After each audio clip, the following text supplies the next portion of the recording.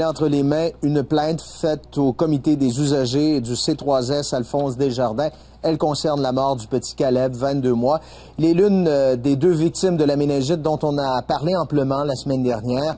Une semaine après son décès, la mère du bambin veut savoir pourquoi son garçon n'a pas été gardé sous observation à l'urgence du centre Paul-Gilbert de Charny, alors qu'il semblait présenter des symptômes fort inquiétants. Alors, Cathy, vous avez eu l'occasion d'échanger avec la mère en question aujourd'hui. Elle veut que le protocole de soins au centre Paul-Gilbert pour les tout-petits soit changé. Voilà, une mère qui avait énormément d'aplomb. Bruno, son Caleb aurait eu 22 mois.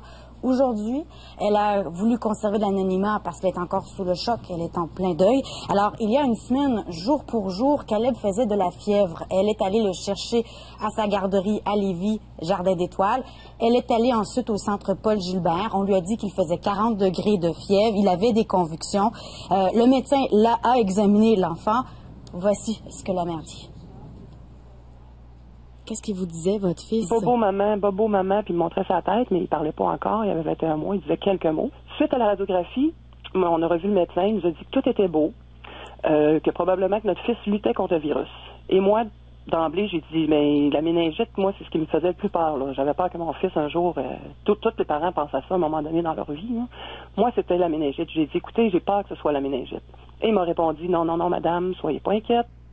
Et ce que vous dit la dame, c'est que c'est pas la première fois qu'elle vivait une telle situation au centre Paul-Gilbert. Elle allait souvent au centre Paul-Gilbert parce que c'est le centre hospitalier le plus près de chez elle. Son fils avait 21 mois, il était souvent malade et souvent on lui disait, écoutez madame, ça va bien aller, vous pouvez retourner chez vous. Donc aujourd'hui, c'est différent. Elle veut vraiment que les choses changent. On l'écoute à nouveau. Je veux pas nécessairement dire qu'il y a eu une négligence au niveau du médecin soignant. Oui, il aurait dû. On ne laisse pas partir un enfant qui fait 40 de fièvre, qui a des convulsions et qui dit bobo, surtout qui monte sa tête, sa nuque. On ne laisse pas partir un enfant de toute manière qui fait 40 de fièvre. Ça me rentre pas dans la tête. Bon, il y a plainte. Que va-t-il se passer à partir de maintenant? La plainte a été transférée au commissaire aux plaintes du C3S Alphonse Desjardins. Il doit la transférer à un médecin examinateur parce que quand une plainte concerne un médecin, elle est transférée à un médecin examinateur qui a 45 jours pour examiner la plainte. Le but de cette plainte, je vous fais entendre la mère de Caleb une dernière fois.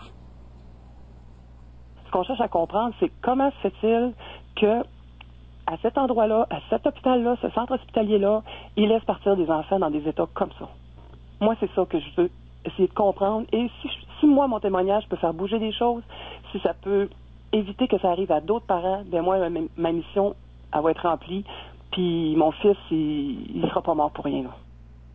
Je termine en vous disant qu'on a demandé la réaction au centre Paul-Gilbert et on ne nous a pas rappelé pour nous donner cette réaction. Merci, Cathy. Je vous en prie, au revoir.